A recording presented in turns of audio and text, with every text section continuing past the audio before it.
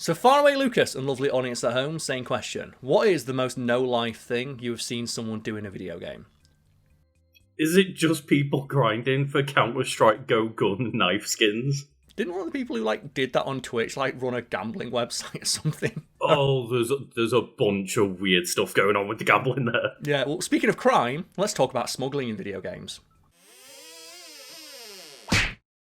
It'll probably come as no surprise to the people watching this who play video games that there are people out there who want to win so much they are willing to drop cold hard cash to power level the shit out of the character they're playing as so they can cut through lower level players like a lightsaber through a stormtrooper's shaft. Yeah, the one that really gets me is when people pay for bots to go on their accounts and whatever, or for high-level players to go and play on their accounts and stuff. It's wild. Or buying gold or endgame items or, account swapping so it looks like they played the game for a long time or have, done something impressive to unlock a unique skin or custom item. But this behaviour came to the attention of non-gamers in 2001 when an economist called Edward Castronova took a trip to Nora. Norath quickly developed from infancy. For anyone unfamiliar with Norath, it's the place where the game EverQuest takes place. To avoid sitting on my balls, as it were, we're going to talk about EverQuest in as broader terms as possible, because I don't know too much about EverQuest, save for the fact that it is very important to video gaming history, but it's just not something I've ever played. Yeah, I'm very similar. I've never touched EverQuest. I'm not the biggest person in terms of, multiplayer online gaming in the general, I didn't have a PC till I was 17. Yeah, that's the thing, right? Is I really got into Destiny and Destiny 2, but that's kind of the only real online game I ever committed to. Yeah, that's it. It completely skipped me by. Unfortunately, we're not talking too much about EverQuest specifically. We are talking about, though, when one guy, the aforementioned Edward Castronova, took a trip there as a tourist in 2001, and something he noticed in that world piqued his economist brain. Specifically, the almost comical levels of wealth inequality between high-level players and low-level players, to such an extent that it made pre-revolutionary France look tame in comparison. And if you think about it, King Louis XIV was just wearing endgame gear, right? But how do these poshos afford all that stuff, I hear you ask? Well, by taking money from poor taxpayers, like our friend here, and then borrowing even more money from other countries, which means that by 1789, France is riddled with debt, and most French people are penniless and hungrier than an alligator on the moon. Yeah, basically. So right? when you see the king on the throne, he's wearing the crown, he's got the big fucking cape, it's that's some endgame gear right there, isn't it? Dude's won. That's the thing is a lot of people play video games as a form of escapism, and imagine your form of escapism is just being reminded that you can't even be poor and you can't even be rich in a video game. It's one of the reasons why MMORPGs put me off of as you said, video games are escapism. I don't need to, after my job, go to another job. I want to go on the yard work simulator. But when I ask you to do yard work, It reminds me a little bit of when a friend of mine during university got really into that MMORPG with the spaceships. Not Star Citizen, the one before that. Oh, EVE Online. That's it, yeah, he got super into that. God. And he worked in an office job doing spreadsheets all fucking day. Then he came home, sat down, got himself a cup of tea, booted up EVE Online, and just looked at more spreadsheets. And hey, if that's what they want to do. Exactly, more power to him. And if anyone out there finds enjoyment from that kind of thing, again, more power to you. It's just not my kind of thing. Yeah, I mean, as I say, I was into Destiny and Destiny 2 for 10 solid years, and I basically was I've got to go home and do my dailies.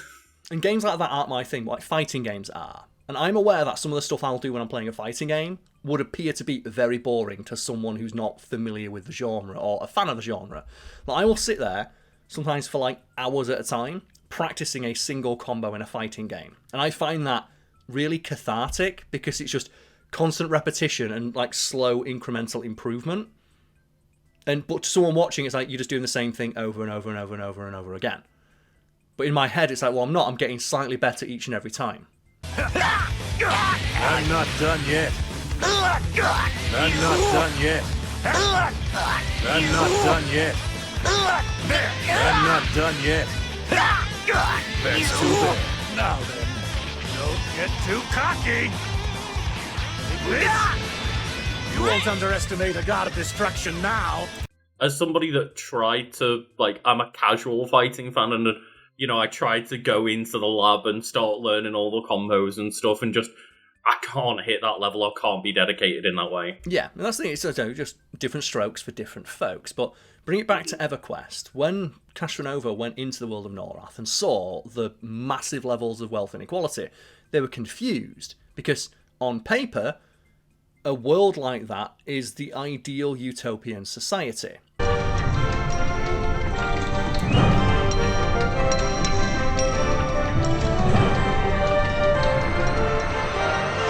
And for anyone curious what I mean by that, Castronova would note in a paper they wrote on this that in the world of EverQuest and games of its ilk, everybody starts on the same footing.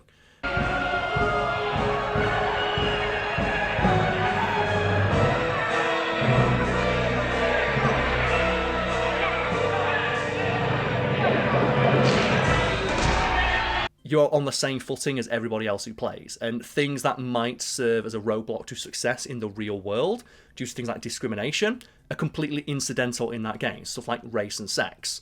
Like, it doesn't matter what kind of character you pick in a game like EverQuest, you still have the same potential to achieve as everybody else.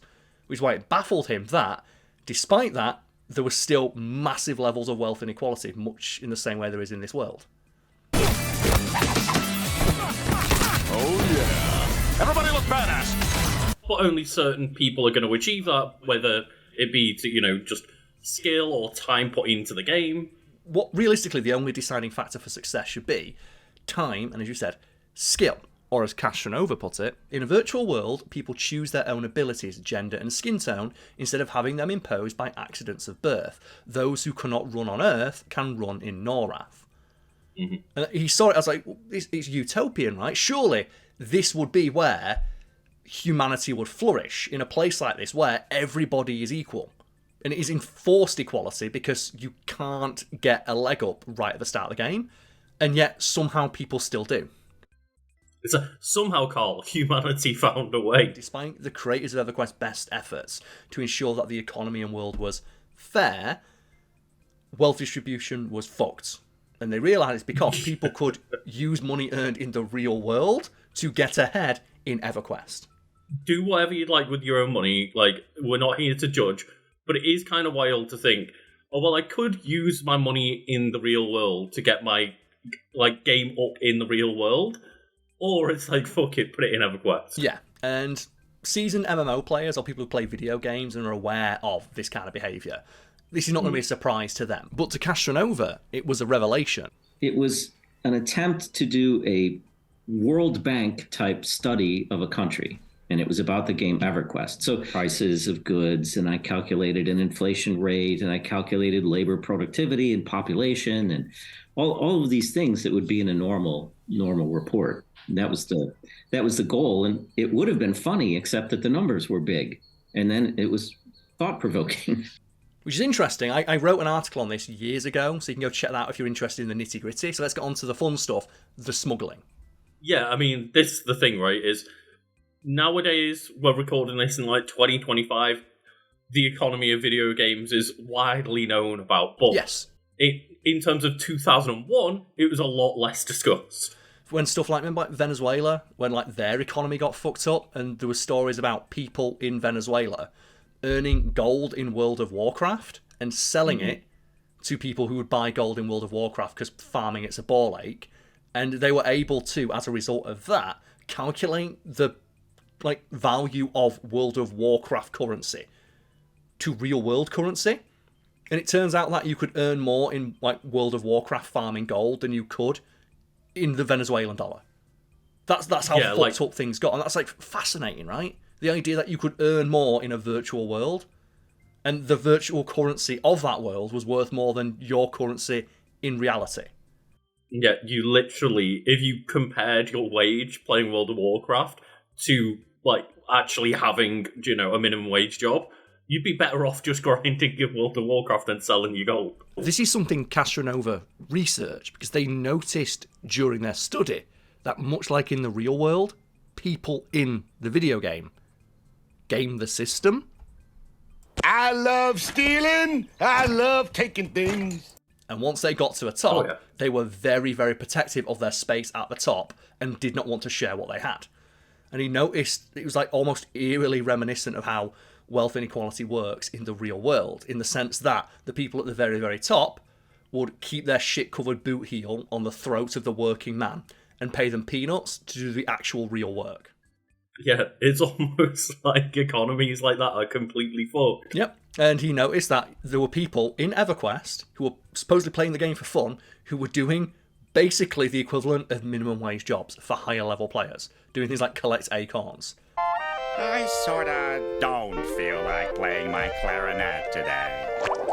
And again, MMO players, this might not seem like a revelation. This dude was fascinated by this because, as mentioned, when he first went into the world, he assumed that, well, surely this is the ideal utopian society. You won't have inequality because equality is part of the core selling point of the universe, right? The idea that anybody can play and anybody can succeed as long as you're willing to put the time and effort in.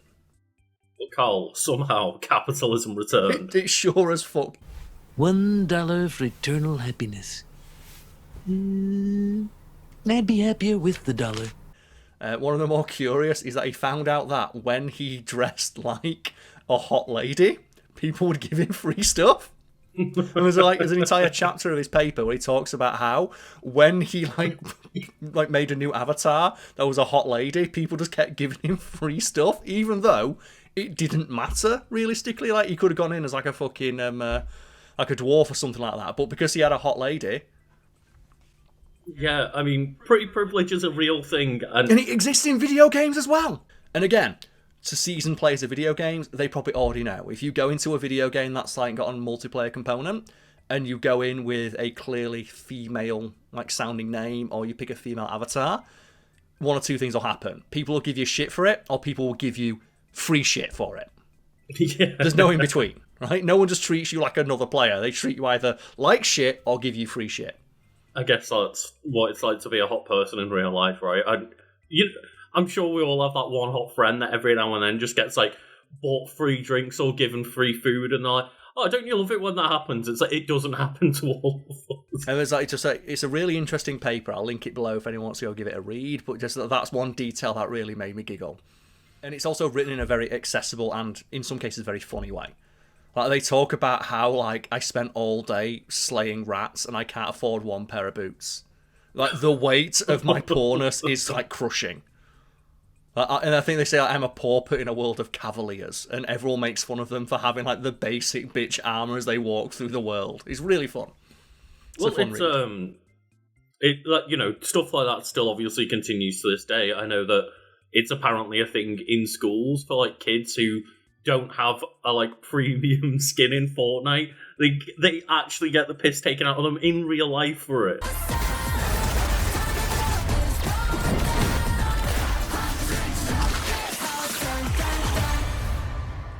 And you know what? Of all the things to get made fun of, sure. Yeah, but imagine going into school and it's like, oh, what, your parents couldn't afford 40 quid to get you the K-pop demon hunter skin? You're such a loser. Well, speaking of Fortnite, there was a Vice article, I think, about like professional Fortnite players who earned money, like coaching kids, because being good at Fortnite is like a thing. Okay, so by now we know about the popular video game Fortnite. Apparently it's not just popular with kids, but parents also are willing to pay some pretty big money to make sure their kids are the best of the best at that game. That's like the thing that kids brag about on the playground. It's not being good at football or basketball or something like that. It's being good at Fortnite. Well, a lot of kids are now getting mentored in different video games at a very young age for the prospect of being able to go and win tournaments. Potentially as well, yeah. That started in Korea with StarCraft, but it's more prevalent in the West now. But I remember like years and years and years ago, like you'd hear about like StarCraft training camps for people who are just really good at StarCraft. And it got to the point where like the Korean military has a team because they didn't want people who were good at StarCraft to have their StarCraft careers put on hold by mandatory military service. So the fucking Korean military had a StarCraft team. I'm not sure if they still do. Yeah. I mean, me and you, we follow competitive Pokemon loosely, and every time I've ever watched any of like the finals for the junior division, you'll hear the commenters go, oh yeah, this kid is like 9 years old and has been mentored on Pokemon for the past 5 years. It's like, goddamn. It's not too dissimilar from the world of sports, and every time you hear about a new wonderkind in the world of sport, whether it be football or basketball or baseball, what have you, when they're interviewed to ask, oh, so how long have you been playing insert sport? Since I was 5 years old. Mm-hmm. Yeah, and it's one of those things, right, of like, well, are you actually like this prodigal gymnast, or did your parents just like kick you into a backflip at 2 years old? Well, yeah, it's a little from column A, a little from column B, like nature versus nurture. Mm-hmm. Yeah. Sam is the winner. Then it's like, and how much did having parents who could do that and afford to do that benefit you in the long run? And bring it back to the economy of digital worlds. Here, this is yours now. Huh? Go ahead. It's all yours. You show Croquet this card. Huh? And he'll give you $3 million in prize money. Hang on a second. These rich assholes, as much as they are assholes, are paying people, and they're willing to pay to circumvent like the time sink that is involved with grinding out a high-level item, for example. Mm-hmm. That means someone somewhere is getting paid. And something they discovered is that people in like poorer countries were actually able to earn the equivalent of minimum wage by grinding out items in EverQuest and selling them on eBay.